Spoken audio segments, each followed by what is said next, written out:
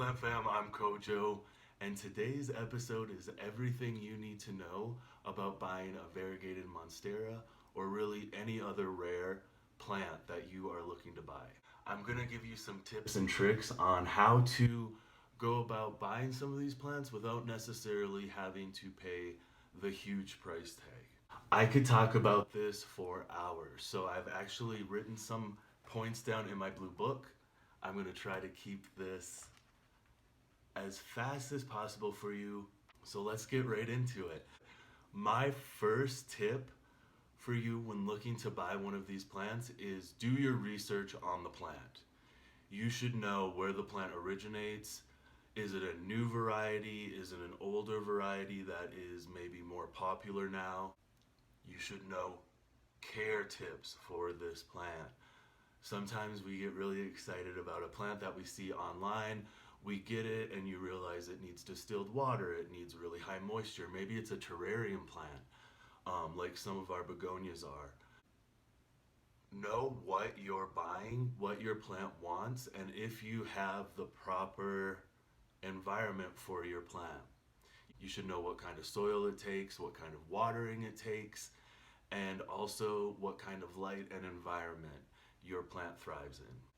A lot of the plants that we see that are listed as rare actually are not rare at all. They are in high demand right now, and so they're not as easy to get. My second tip is to talk to your plant community. Start local, contact your nurseries, your greenhouses in your area. Chances are, if you're looking for a plant that's in high demand, even if they do not carry this plant, they are going to have information on where you can go. They also may start carrying this variety if a lot of their customers are coming in and asking about it. Some of our seasonal nurseries and greenhouses, they really focus on tropicals that they know are going to sell, tropicals that their clients are going to be comfortable with purchasing, but they will have wholesalers, they will have other greenhouses that they work with, and they could absolutely refer you. After you talk to your local community, start looking on the web. Start researching nurseries in your state, in your country. Also contact them, email them, call them, ask them about some of the plants you are wondering about. And have patience. A lot of these nurseries are actually propagating the plants that we're looking for, the plants that are in high demand, but they take a while. If they tell you on their website it is a slow growing plant and it takes a while to propagate, take note of that. It might not do as well as I think it will because nurseries are telling me these are hard to propagate, these take a long time to propagate. So that's part of doing your research and knowing what you're buying, and have patience. Talk to your community, look at what's going on, which brings me to my third and most important tip: buy in season.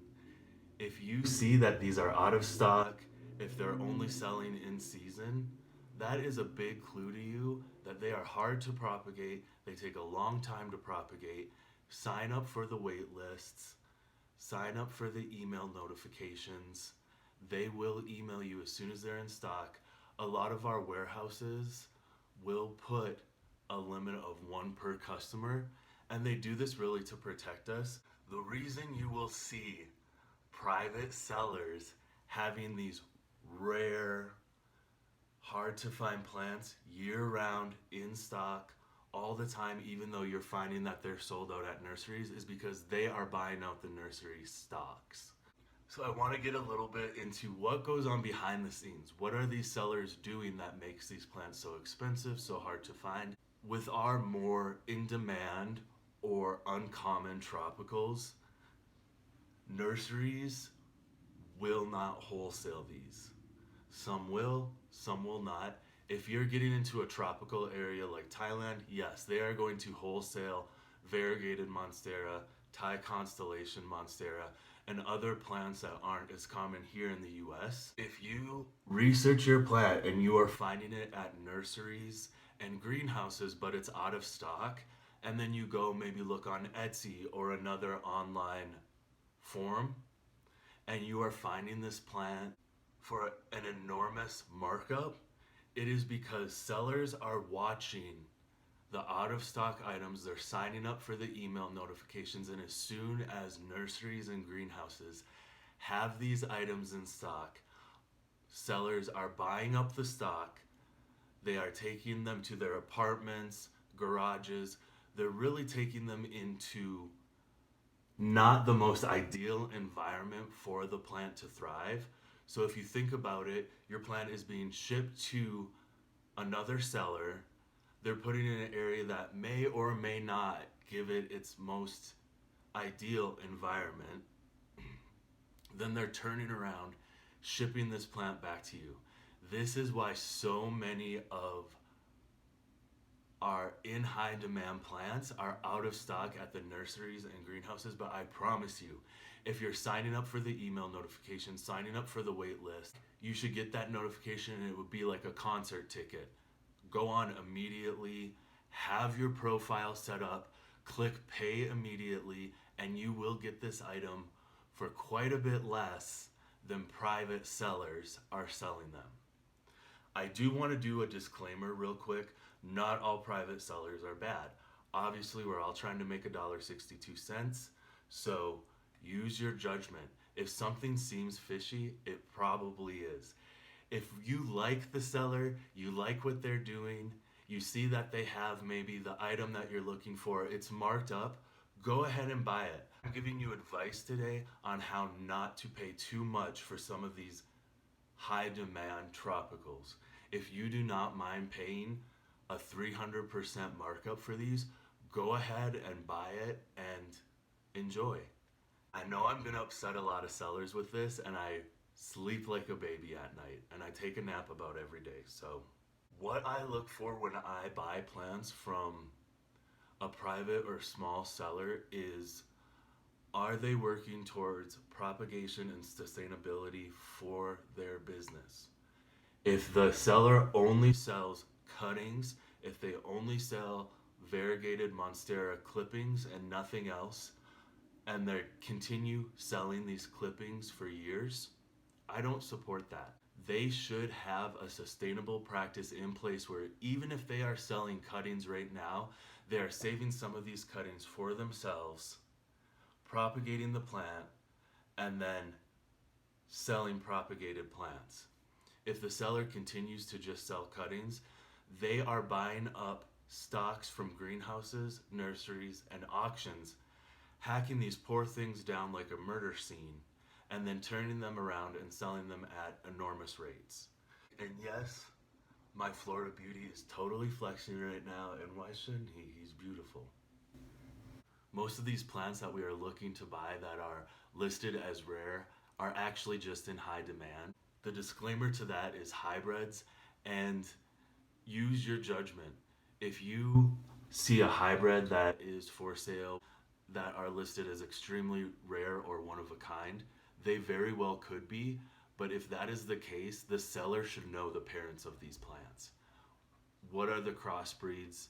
If they do not know the answer to that, that is a red flag. I would not buy a one of a kind hybrid from someone who did not know where it came from or what kind of hybrid it is. You should only be purchasing a pristine plant. No clippings. I promise you, if you wait, if you have patience, you will find variegated Monstera, albo, Thai constellation, aurora. You will find all of these available as rooted plants, but continue to look. If you just look for one day, if you expect to go online today, find what I'm talking about, and buy yourself a rooted plant, you're probably not going to be able to. If you spend the next 2 weeks to a month looking for a rooted variegated Monstera albo, you will find one. I promise. I really wanted to make a video about this to help you sort of wade through the panic that some of these sellers are creating. I saw a seller telling people online that they will not be able to find variegated Monstera albo plants, that they will only find clippings for this, and lo and behold, in the background of their video, they have 3 adult gorgeous variegated Monstera albo plants that they did not have in their videos just a few months prior to that. So that is a red flag.